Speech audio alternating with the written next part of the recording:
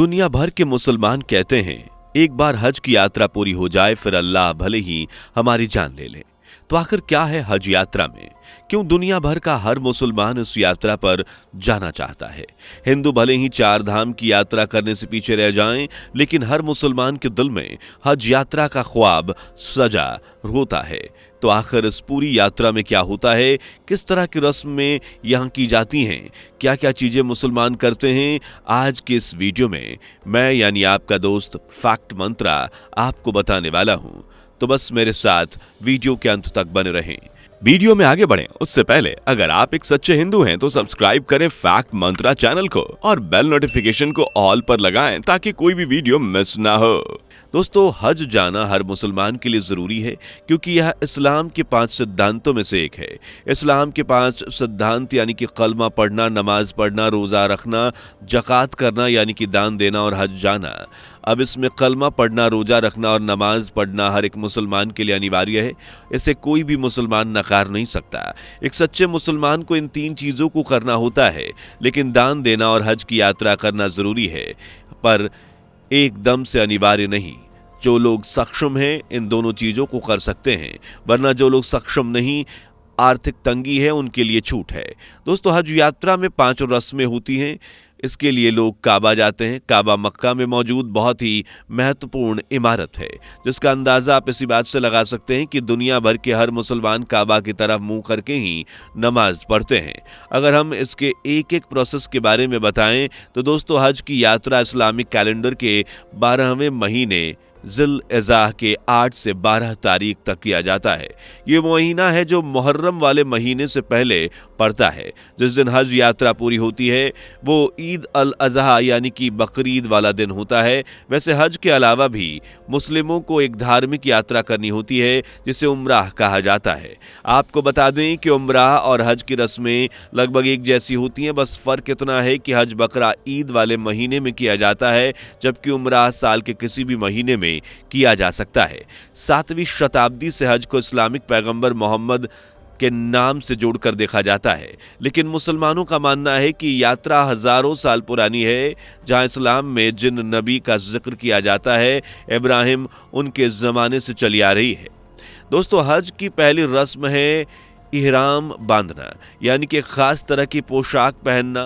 दोस्तों, असल में ये पोशाक 2 चादरें होती हैं जिन्हें शरीर के चारों तरफ लपेट दिया जाता है। बस मुस्लिमों को यह ध्यान रखना होता है कि इहराम के बाद वे अपने शरीर के किसी भी हिस्से का कोई बाल वगैरह नहीं हटा सकते, शरीर में कोई इत्र वगैरह नहीं लगा सकते, यानी कि उनका पूरा शरीर जैसा है वैसा ही रहना चाहिए। इसलिए उन्हें इस पोशाक को पहनने से पहले अपने शरीर की पूरी तरह से सफाई कर लेनी होती है और फिर उसके बाद नाखून या फिर बाल वगैरह नहीं काटने होते हैं। अब इस पोशाक को पहनने के बाद काबा पहुंचना होता है और जब मुसलमान काबा नहीं पहुंच जाते तब तक उन्हें कुरान की आयतें पढ़ना रहना होता है। काबा की वो इमारत है जिसका तवाफ किया जाता है, यानी किसी इमारत की परिक्रमा इस्लाम धर्म के लोगों को करनी होती है। दुनिया भर में शिया सुन्नी भले ही आपस में लड़ते हैं, लेकिन काबा में वो सभी भाई भाई बन जाते हैं। इसके बाद रस्म आती है सफा और मारवा की। दोस्तों, ये 2 पहाड़ियां हैं जिनके बीच मुस्लिमों को 7 चक्कर लगाने होते हैं। ऐसा कहा जाता है कि ये वही पहाड़ियां हैं जहां हजरत इब्राहिम की पत्नी अपने बेटे इस्माइल के लिए पानी की तलाश में गई थी। मक्का से लगभग 5 किलोमीटर की दूरी पर मीना नाम की जगह है जहां सारे हज यात्री इकट्ठा होते हैं और शाम तक नमाज पढ़ते रहते हैं और फिर अगले दिन उन्हें अफारात नाम की जगह पर पहुंचना होता है जहां एक बड़ा सा मैदान होता है और सारे मुसलमान यहां इकट्ठा होकर दुआ मांगते हैं।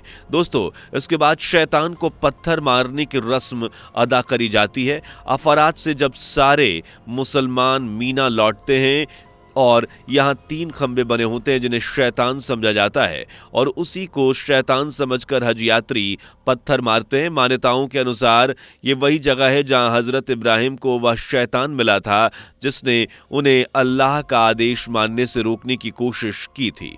वह इब्राहिम को बहकाने की कोशिश कर रहा था और उसी शैतान को याद करते हुए लोग उसे पत्थर मारते हैं ताकि कोई भी उन्हें अल्लाह का आदेश मानने से रोक ना सके, फिर चाहे वो बाहर का शैतान हो या फिर उनके अंदर का शैतान हो। अरबी भाषा में इस पूरी प्रक्रिया को रमी जमा अमारात कहते हैं। शैतान को पत्थर मारने के बाद जानवर की कुर्बानी की रस्म आती है।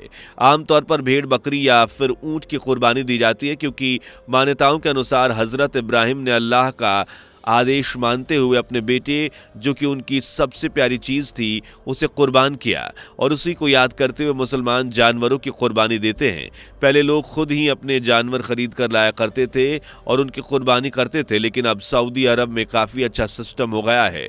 वहां की सरकार ने एक ऐसा सिस्टम तैयार किया है जिसमें हज यात्रा करने वाले लोगों को एक ऑफिस मिलता है, जिसमें उन्हें टोकन लेना होता है और उन्हें जिस जानवर की कुर्बानी देनी होती है उसका पैसा जमा कर टोकन लेकर आगे बढ़ जाते हैं और फिर उनके नाम पर उनकी तरफ से जानवर की कुर्बानी दे दी जाती है। फिर उन्हें मैसेज के जरिए बता दिया जाता है। दोस्तों, इस्लाम की मान्यताओं के अनुसार जिस जानवर की कुर्बानी दी जाती है उसके 3 हिस्से करे जाते हैं, जिसमें एक हिस्सा हज यात्री खुद खा सकता है, जबकि बाकी दोनों हिस्से गरीबों में दान किए जाते हैं। इसके बाद जो आखिरी रस्म होती है वह होती है बाल मुंडवाने की। जो पुरुष होते हैं उन्हें इन सारी रस्मों के बाद अपने बाल मुंडवाने होते हैं और जो महिलाएं होती हैं उन्हें थोड़े से बाल कटवाने होते हैं। बिना इस रस्म को निभाए हज की यात्रा पूरी नहीं मानी जाती। इसलिए जो लोग हज की यात्रा के लिए निकलते हैं वो पहले से ही तैयार रहते हैं। उनके बाल पूरी तरह से चले जाएंगे। अपने बाल मुड़वाने के बाद सभी मुसलमान काबा में एक बार फिर से इकट्ठा होते हैं। वहां पर उस इमारत की परिक्रमा करते हैं, यानी कि उसके चक्कर लगाते हैं, और काबा की आखिरी परिक्रमा के बाद एक व्यक्ति की हज यात्रा पूरी होती है। तो दोस्तों, यह था हज यात्रा का पूरा प्रोसेस। अब आप इस पर क्या कहना चाहते हैं कमेंट में जरूर बताएं, और इस तरह की वीडियोस को देखते रहने के लिए हमारे चैनल को सब्सक्राइब करना बिल्कुल ना भूलें। धन्यवाद। दोस्तों, आपकी स्क्रीन पर 2 और वीडियो दिख रही हैं, जिसे देखने के लिए आप स्क्रीन पर क्लिक करें। दोनों देखिएगा, बहुत अच्छी वीडियो बनी है।